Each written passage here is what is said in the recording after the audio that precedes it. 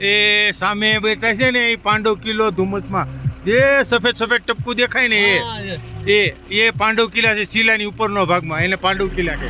અને આ છે ને કુટ્ટી ગામ છે, અહીંયા આર્મીનું પોસ્ટિંગ છે. જાણે દેખો એ ખડે છે.